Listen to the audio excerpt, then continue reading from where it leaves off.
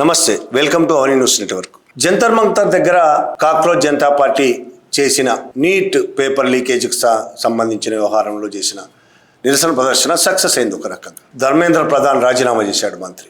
ఆ తర్వాత వాళ్లకు ఇంకొక ఆందోళన కార్యక్రమాన్ని ప్రకటించారు. స్కూల్ ఠీక్ కరో, స్కూళ్లను బాగు చేయండి అనే.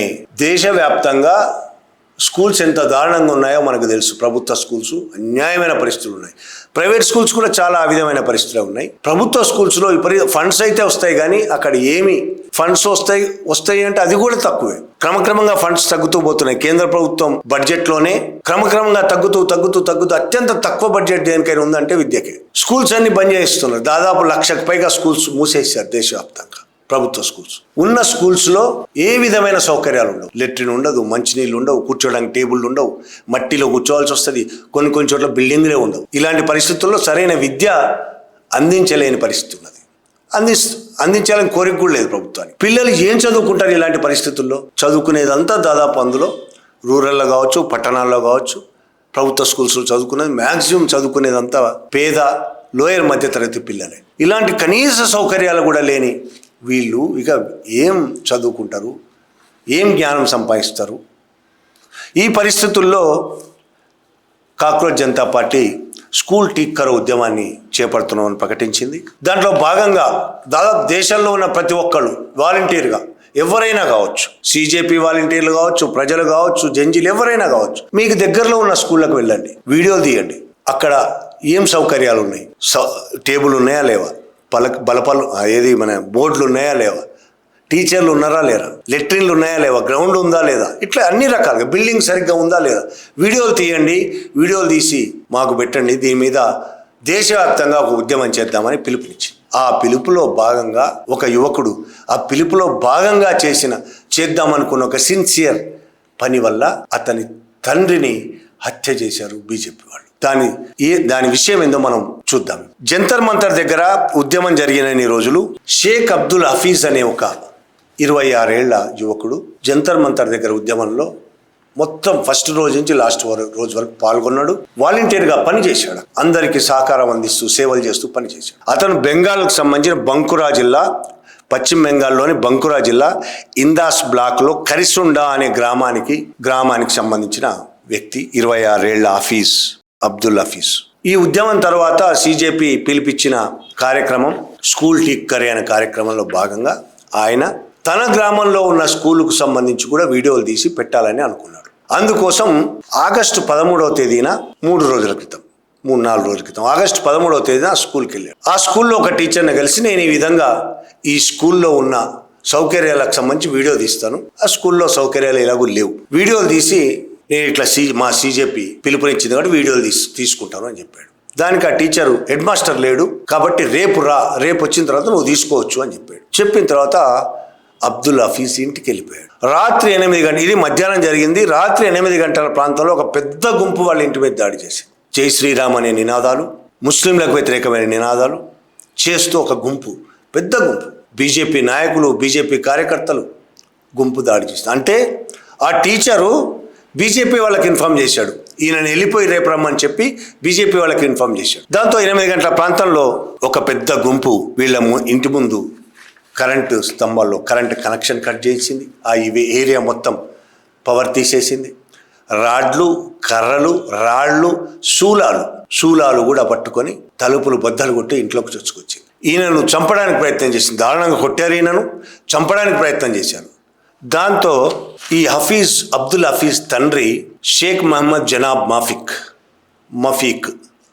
మఫీకు అడ్డొచ్చాడు. మఫీకు కొడుకును రక్షించుకునే ప్రయత్నం చేశాడు. చాలాసేపు గొడవ జరిగింది. కొడుకును రక్షించుకునే ప్రయత్నంలో వాళ్ళని తోశాడు, వాళ్ళు కొట్టారు. చివరికి చాలామంది ఉండడంతో వాళ్ళు చేసిన దాడితో ఆ తండ్రి తల బద్దలైపోయింది. చాలా తీవ్రంగా కొట్టారు. వాళ్ళు తీవ్రంగా కొట్టి వాళ్ళు అక్కడి నుంచి వెళ్ళిపోయారు. ఆ తండ్రిని ఆ తర్వాత వర్ధమాన్ మెడికల్ కాలేజ్ అండ్ హాస్పిటల్లో జాయిన్ చేశారు. జాయిన్ చేసిన తర్వాత ఆగస్టు 15వ తేదీ సాయంత్రం కొడుకు అబ్దుల్, అప్పటికి ఆయన చనిపోయాడు. తర్వాత అతను చనిపోలేదు. ఆ సందర్భంగా హఫీజ్ అబ్దుల్ మాట్లాడాడు. मेरा नाम है शेख अब्दुल हाफिज़ और मेरा निक नेम है शेख रीप। तो मैं सीजीपी के दिल्ली में जंतर मंतर प्रोटेस्ट में गया था। जाने के बाद वहाँ का जो एजुकेशन सिस्टम है उसको सुधारने के लिए मेरा छोटा सा प्रयास था।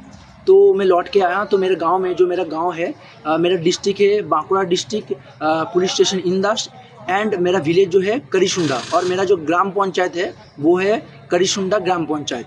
तो अभी जो कैंपेन चल रहा है स्कूल ठीक करो, तो उसके रिगार्डिंग मैं जस्ट अपने जो करिशुंडा प्राथमिक विद्यालय, तो प्राइमरी स्कूल जो भी है, वहाँ पे गया था। और वहाँ पे जो टीचर था उनको मैंने रिक्वेस्ट किया, सर ऐसा ऐसा है तो मैं क्या कर सकता हूँ? तो उन्होंने बोला कि ठीक है, तुम एक काम करो, कल आना। तो उन्होंने क्या किया, मैंने 11-12 बजे तक गया था दोपहर को। तो उन्होंने बीजेपी के वर्कर को बताया। उन्होंने रात के 8 बजे बीजेपी के वर्कर, कम से कम सारे के सारे बीजेपी के वर्कर आए। आने के बाद सलिया लेके आया, सलिया गले में गर्दन में घुसाने के लिए आया। ये देखो सलिया इधर से गया, मेरा जो सलिया है ना इधर से गया। अगर यहाँ घुस जाता तो मैं स्पॉट डेथ हो जाता। तो मैं बाई चांस बाई लक मैं बच गया हूँ। तो अभी जो है उन लोगों ने बहुत दबाव डाल रहे हैं। मैं अभी हॉस्पिटल में आया हूँ। मेरे पापा का जो सर फूट दिया है, वहाँ पे यहाँ पे टाँके लगाए हुए हैं। यहाँ पे एक टाँके लगा हुआ है, मैंने यहाँ पे मारा।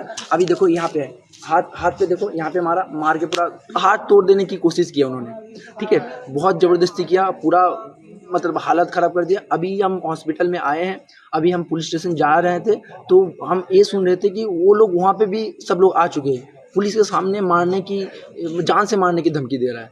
तो मैं हेल्प चाहता हूँ, प्लीज़ हेल्प मी। ఏ విధంగా జరిగింది సంఘటన? ఎట్లొచ్చారు మా ఇంటికి? నేను స్కూల్కి ఎప్పుడు వెళ్ళాను? మా ఇంటికి ఎప్పుడు వచ్చారు? ఎట్లా దాడి జరిగింది? శూలాలతో గుచ్చడానికి, ఇట్లా కుచ్చి చంపడానికి ఎలా ప్రయత్నం చేశారు అని గాయాలు చూపించాడు. ఆ మాట్లాడాడు. ఆ మాట్లాడిన కొంతసేపటికే రాత్రి వీళ్ళ తండ్రి గాయాల పాలై చికిత్స పొందుతున్న తండ్రి చనిపోయాడు. చనిపోయిన తర్వాత ఈ వార్త దేశవ్యాప్తంగా సంచలనం కలిగించింది. అక్కడ వాళ్ళు చేసింది ఏంది? హఫీజ్ అబ్దుల్ చేసిన పని ఏంటి? అక్కడ ప్రభుత్వానికి వ్యతిరేకమైన పని చేశాడా? బీజేపీ వ్యతిరేకమైన నినాదాలు ఇచ్చాడా? ఏం చేయలేదు ఆయన ఏం చేశాడు? వాళ్ళ గ్రామంలో స్కూలు, ఆ గ్రామంలో స్కూలు హఫీజు గతంలో చదువుకున్నది, ఇప్పుడు చదువుకోవట్లేదు. ఆ ఊళ్ళో పిల్లల చదువు కోసం మాత్రమే, పిల్లల మంచి చదువు కోసం, సౌకర్యవంతమైన చదువుల కోసం మాత్రమే అతను ఆ స్కూల్ను బాగు చేయాలనుకున్నాడు. ప్రభుత్వం దృష్టికి తీసుకురావాలనుకున్నాడు, సీజేపీ దృష్టికి తీసుకురావాలనుకున్నాడు. కాబట్టి వీడియోలు తీసి పెట్టాలనుకున్నాడు. అంతే ఆయన చేసిన, అంతకంటే నేరం ఏం లేదు ఆయన చేసింది. అందులో చట్ట వ్యతిరేక పని కూడా లేదు. వీడియోలు తీయడం చట్ట వ్యతిరేకం కాదు. సౌకర్యాలు లేని విషయం వీడియోలు తీసి చెప్పడం చట్ట వ్యతిరేకంగా. అన్ని ఛానళ్ళు అదే పని చేస్తాయి, టీవీ ఛానల్, పత్రికలు వెళ్ళి రాసుకుంటాయి, అవే పని చేస్తాయి, అదేం చట్ట వ్యతిరేకం కాదు. కానీ ఆ స్కూల్లో సౌకర్యాలు లేకుండా ఉండడం బీజేపీకి అవసరం. సౌకర్యాలు కావాలని హఫీజ్ లాంటి వాళ్ళు అడగడం బీజేపీ కంటగింపు. ఎందుకంటే చదువు అంటేనే బీజేపీకి, ఆర్ఎస్ఎస్కి పడదు కాబట్టి, చదువుకున్న వాళ్ళు అంటేనే వాళ్ళకు మంట కాబట్టి, చదువుకుంటే ప్రశ్నిస్తారనే భయం కాబట్టి, వాళ్ళకు ప్రశ్నించే వాళ్ళంటే మోడీ చెప్పాడు మొన్న, దిమాగీ నక్సల్స్, వాళ్ళు ప్రశ్నిస్తారు. వాళ్ళకి దిమాగ్ ఉన్నది, మెదడు ఉన్నది, వాళ్ళకు మెదడు ఉన్నది కాబట్టి వాళ్ళు ప్రశ్నిస్తారు. మెదడు లేని వీళ్ళకి, ఆర్ఎస్ఎస్ బీజేపీ వాళ్ళకి ఎలాగో మెదడు లేదు. వాళ్ళకి ప్రశ్నించడం అంటేనే కోపం, భయం, అసహనం, ప్రశ్నను భరించలేరు. మొన్న Nizamabad MP Arvind, BJP MP Arvind చూసాం. ఒక జర్నలిస్టు ప్రశ్నిస్తే బేవకూఫ్ ఇంతకుముందుకు చెప్పాను, అది వాళ్ళ మాట తీరు. ప్రశ్నను భరించలేరు, అసహనం వాళ్ళకు. ప్రశ్నిస్తేనే ప్రశ్న అనే మాటే వాళ్ళకు పడదు అసలు. అందుకని విద్యాలయాలు ఉండకూడదు, చదువుకోకూడదు. ఏమైనా చదువు ఉంటే సరస్వతి శిశు మందిర్లు మాత్రమే ఉండాలి. ఎందుకంటే అందులో సదావత్సలే ఇటువంటి పద్యాలు నేర్పుతారు. గతంలో దేవుళ్ళు ఎంత గొప్పగా ఉండేవాళ్ళు. ప్రపంచం, మన దేశంలో విమానాలు ఎప్పుడు వేల లక్షల ఏళ్ల క్రితం విమానాలు ఉన్నాయి, పుష్పక విమానాలు. అప్పుడే అద్భుతమైన ఆపరేషన్లు జరిగాయి, సర్జరీలు జరిగాయి. తలదీసి ఏనుగు తలలు పెట్టగలిగారు, మనుషుల తలలు తీసి. ఇట్లా రకరకాల ప్రచారాలు చేసుకొని బతుకుతున్న ఈ వెధవ గుంపు, దరిద్రమైన గుంపు, ఈ మూక నిజంగా చదువుకున్న వాళ్ళంటే, జ్ఞానం ఉన్న వాళ్ళంటే పడదు, భయం వీళ్ళకి. పిల్లలు కూడా జ్ఞానంతో తయారవుతే వీళ్ళకి నచ్చదు. ప్రశ్నిస్తే అస్సలు నచ్చదు. కాబట్టి పిల్లలు చదువుకోకుండా ఉండాలి. వాళ్ళు మంచి చదువు కోసం ప్రయత్నిస్తున్న అబ్దుల్ లాంటి వాళ్ళంటే వీళ్ళకి భయం. అబ్దుల్ ముస్లిం మాత్రమే అని కాదు, అబ్దుల్ ముస్లిం అనే కోపం ఉంటుంది. అతను విద్య కోసం గొంతెత్తుతున్నాడు, అది మరింత కోపం తెప్పిస్తుంది వాళ్ళని, భయపెడుతున్నది వాళ్ళని. భయపడ్డవాడే, పిరికివాడే అత్యంత దుర్మార్గంగా ప్రవర్తిస్తాడు. పిరికివాడే దుర్మార్గులుగా ప్రవర్తిస్తారు.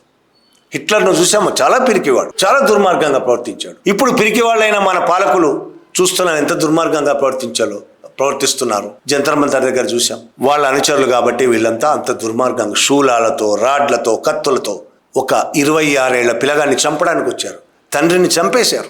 మంచి విద్య కావాలన్నందుకు తండ్రిని చంపేశారు. దీని మీద సిజేపీ అశుతోష్ రాఖా ఇవాళ వాళ్ళ గ్రామానికి వెళ్ళాడు, అబ్దుల్ని కలుసుకున్నాడు.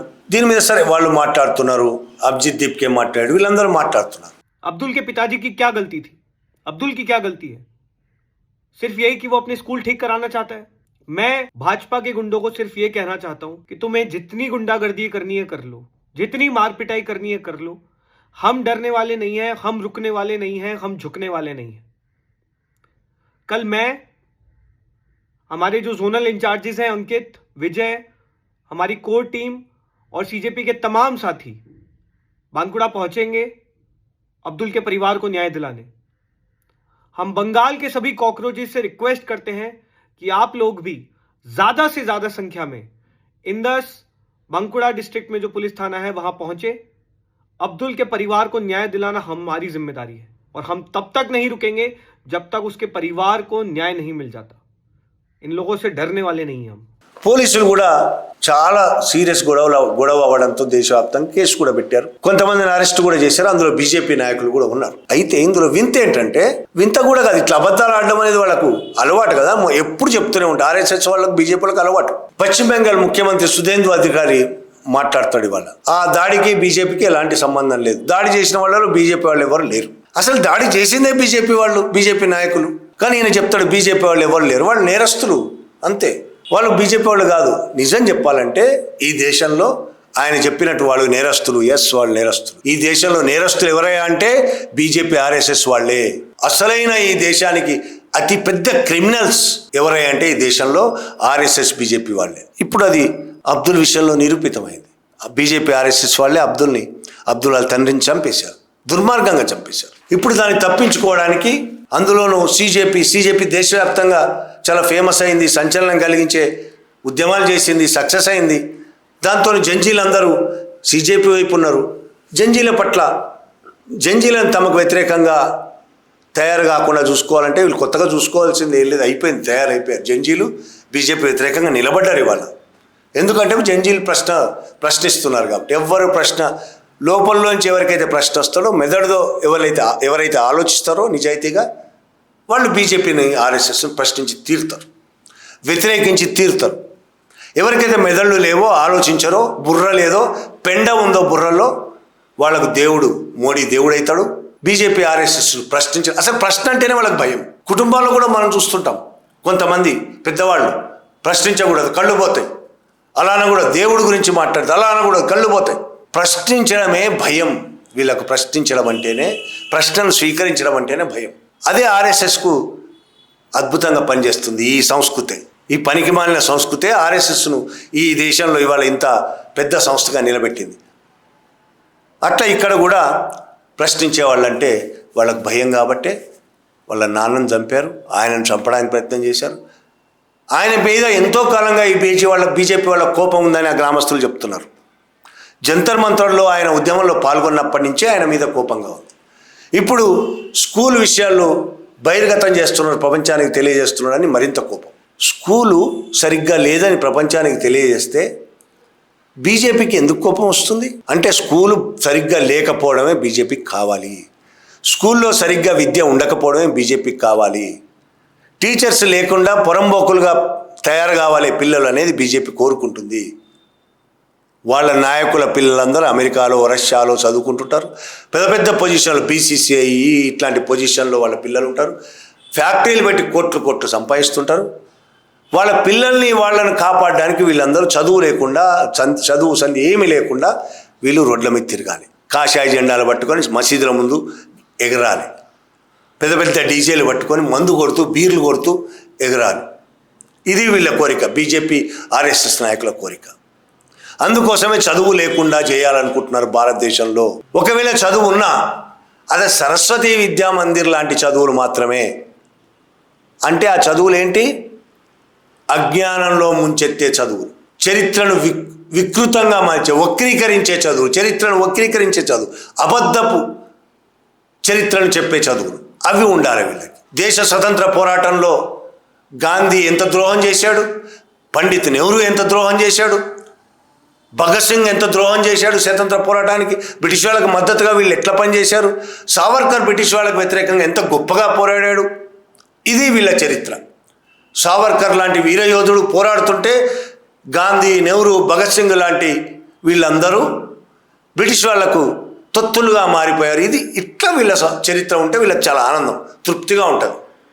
ఇది వాళ్ళ చరిత్రను వక్రీకరించే పద్ధతి. నిజాన్ని ఒప్పుకోరు కాబట్టి, వాళ్ళకి స్వతంత్ర పోరాటంలో కనీసం పేరు చెప్పుకునే అర్హత కూడా లేదు కాబట్టి, ఎవ్వడు లేడు కాబట్టి అందులో ఒక్కడు కూడా ఆ న్యూనతాభావం నుంచి, ఆ ఇన్ఫీరియారిటీ కాంప్లెక్స్ నుంచి ఇట్లా ప్రవర్తిస్తుంటారు. వాళ్ళు ఇట్లా ప్రవర్తించాలి.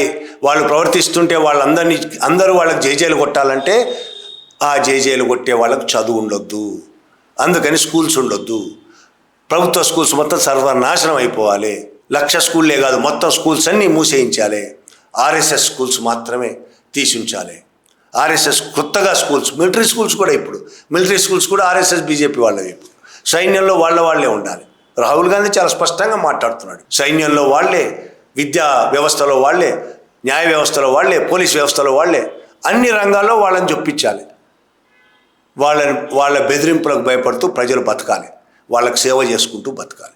అందుకే హఫీజ్ అబ్దుల్ అంటే వాళ్ళకి భయం, అందుకే కాక్రోచ్ పార్టీ అంటే వాళ్ళకి భయం, అందుకే జంజీలు అంటే వాళ్ళకి భయం. జంజీలు లేవనెత్తుతున్న ప్రశ్నలంటే వణుకు పుడుతుంది వాళ్ళకి. అందుకే ఈ హత్యలు చేస్తున్నారు ఆర్ఎస్ఎస్ వాళ్ళు. ఈ హత్యలు ఇంకా చేస్తారు. రాబోయే కాలంలో ఇంకా హింసకు పాల్పడతారు. మన అందరం ఏకమైతే తప్ప ఈ ఆర్ఎస్ఎస్ మరింత దుర్మార్గాలకు పాల్పడుతుంది ఈ భారతదేశంలో. Thank you very much.